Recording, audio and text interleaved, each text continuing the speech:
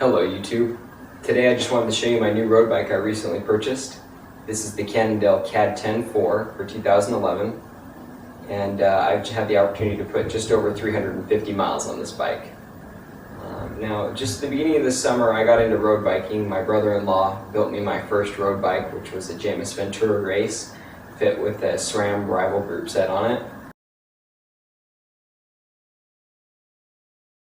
And I really enjoyed that bike. However, about a month ago I was hit by a car, and I'm fine fortunately, but the bike was totaled. And this bike is the bike that came to replace my first road bike, and so far I have to say I've really enjoyed this bike. Now I real quickly just want to go through the bike and let you guys know what I think of it so far. Okay, to start I just wanted to tell you guys real quickly what additions I've made to the bike since I've purchased it. And one of the first things I did was I swapped out the original wheels, which were Shimano RS10s, for these Williams System 58 carbon clinchers. And I also traded out the stock tires for these tires, which are Specialized Turbo Elite tires. And also added these two carbon water bottle cages, as well as a lizard skin chainstay protector here on the rear chainstay. And for the pedals, I decided to go with the Speedplay chromolyes. And I also added this VDO C1 Cyclo computer. Alright, so I will go ahead and tell you guys a little bit about the frame on this bike. The frame on this bike is an aluminum frame with a carbon fork.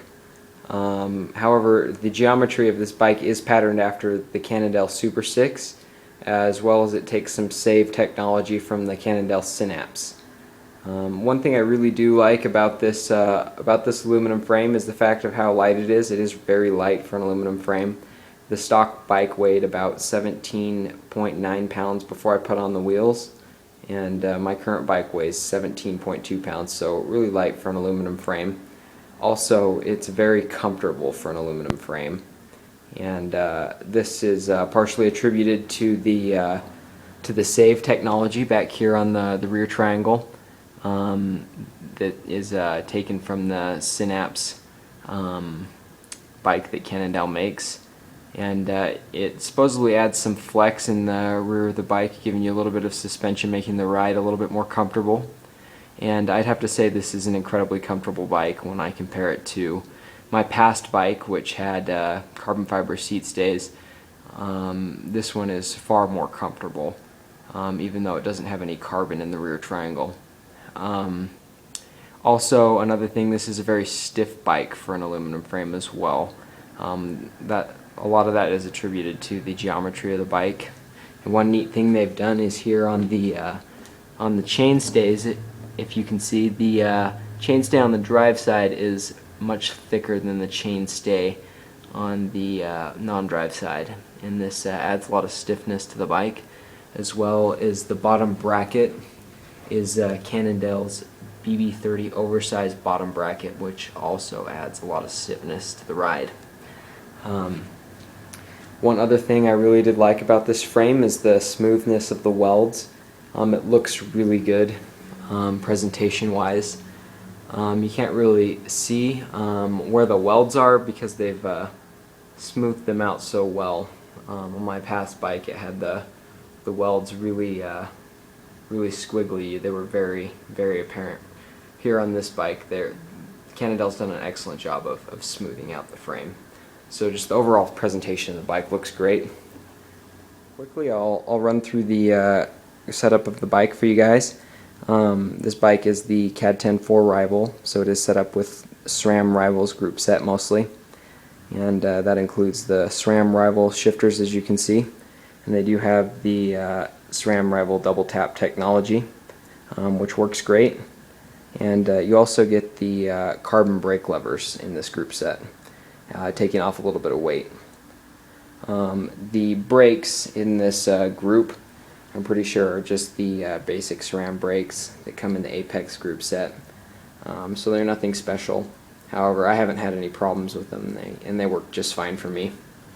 One thing I really do like that Cannondale's done with this group set is they have upgraded the crank here to a carbon SRAM force crank. which is great. And unfortunately for those who go out and purchase a 2012, they have downgraded the bike for 2012 just to the regular rival crank, as well as increase the price of the bike by about $200. So that's unfortunate. But so I was really happy that I was able to find a 2011 in my size. And moving on just to the seat. This is just the stock saddle. I haven't changed it. It's been fine for me. I find it pretty comfortable, but that's always easily replaced if anyone does not like the saddle. And so overall, I'm pretty happy with how the bike's set up. The group set on it's great. I haven't had any problems with it. It shifts well. It is a little noisy, I've heard, compared to the Shimano group sets. But I actually find the clicking just reassuring that I know the bike is shifting as I hear it shift. So it's been great for me. So for this next part of the review, I just wanted to go over some of the extras that I did add to the bike. And I'll start here with the Speedplay chromoly pedals. These are the basic pedals in the Speedplay Zero lineup. And they work great for me. I switched over from Dura Ace pedals by Shimano, and I actually really like these pedals. It's great that you can clip in on both sides. It's very convenient, and they work great. I'd recommend them to anybody. At first though, they do take a while to break in. It takes quite a bit of force to clip into the pedals at first, but once they start to break in, it's really easy to get in and out of these pedals. The next thing that I wanted to show you guys here is my VDO C1 cyclo computer. It is a great computer. It's really simple. It's wireless also, which is nice because it saves that mess of cables running down the front of your bike. And I actually got a great deal on this bike. I think I got it for about $18 off of nashbar.com, which is a steal for a wireless computer. However, if you're looking for something that does a lot, this will not be the computer for you. This one's pretty simple. It tells you miles per hour to every half mile, as well as it's got an odometer on it, and it will tell you trip distance and trip time. And that's pretty much all it does, but that's all I really felt like I needed for now. And it works great, and I've really enjoyed it.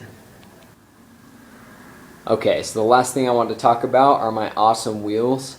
These are the Williams System 58 carbon clinchers, and they really are an excellent wheel, and they are a great price for carbon clinchers. They only cost $999, which is really inexpensive in the world of carbon clincher wheels. They're very aerodynamic, and they also include the hybrid ceramic bearings in the hub, which allow the wheels to roll really well. One other thing that I love about these wheels is how crisp the rear wheel sounds when it's spinning freely, and that's just something that's great that I really like, and I'll try to show that to you guys here real quick. I hope the microphone picks that up.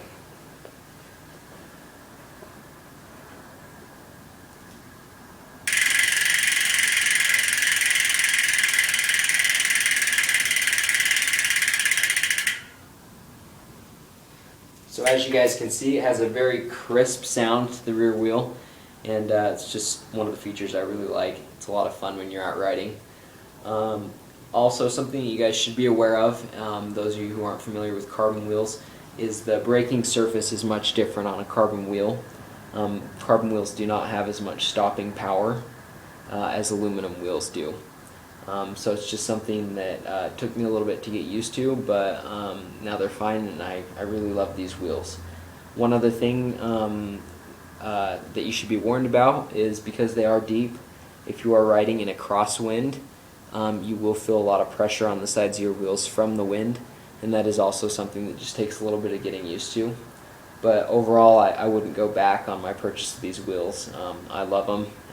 They work extremely well, and they're a lot of fun. Alright, so I hope you guys enjoyed my review of the Cannondale Caad10 4. It's a great bike. I'd recommend it to anybody. And also, if you guys have any questions or comments, go ahead and write those below.